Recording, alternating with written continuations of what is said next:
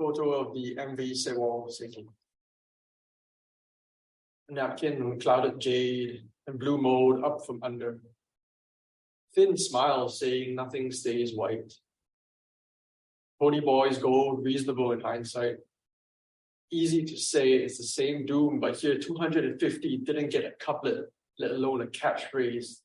Didn't get let alone. Imagine putting a table on its side, plates on skirting, cups on legs. Imagine it's a salesman that does it with all the furrows of a toddler wondering where people go in the middle step of peekaboo. At the end of it, a smiling administrator. And because it's peekaboo, imagine it happens again with the salesman's friends from the shipping company and the intelligent men in the blue house. Easy to harbor madness than a woman in a bedroom holding a plume of knowledge. Thanks for having me. Take care anyway. I guess I've been wanting to write a poem about the Sewol ferry incident for quite a number of years now. But whenever you write about tragedy, there's always the question of like some level of social or ethical responsibility, right? I mean, we're not here to mine trauma and to mine a tragedy for for cred, for cultural capital or anything like that. So I couldn't entirely understand why I had the urge to write about it.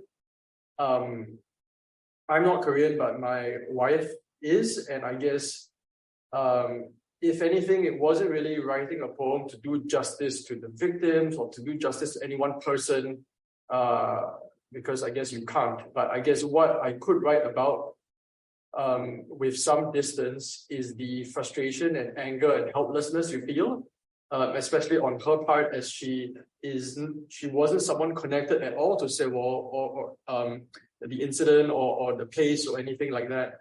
But watching the updates roll in real time, being connected to it somehow by 2 or 3 degrees, as with a lot of these tragedies that hit home, I guess you begin to feel like, petrified, like, there's a certain form of like social terror. And the more you find out about like why the tragedy happened, on a shipping, in terms of like, shipping management, in terms of like, the safety protocol and the politics surrounding that, what is possible to write about is drawing from rage and anger and deep discomfort and sadness at, I guess,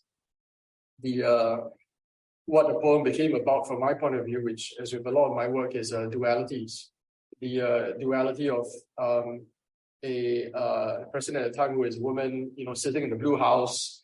I forget what frivolous thing she was doing at the time, whether she was doing online shopping or some sort of personal leisure-based endeavor she was doing while she was putting off addressing the incident in any way. And so juxtaposing a woman in that private personal setting with the parents and particularly the moms of the people who died sitting in their child's bedroom. So I guess to me, what I couldn't shake was like the absolute absurdity of like 2 very different profiles of women in a intimate setting, surrounded only by 1 or 2 confidants in like a small room, doing incredibly different things. And obviously, like, if it in any way meant anything to you, you can't really shake the image of like, it's just such a simple image, right? It's like, especially in the world where we have the cinematic depiction of the Titanic, it's almost comical just seeing like a ferry just like, like a slice of cake just like sinking into the water. So, the starting point was the photo, and then the ending point was really the dualities of the figures involved.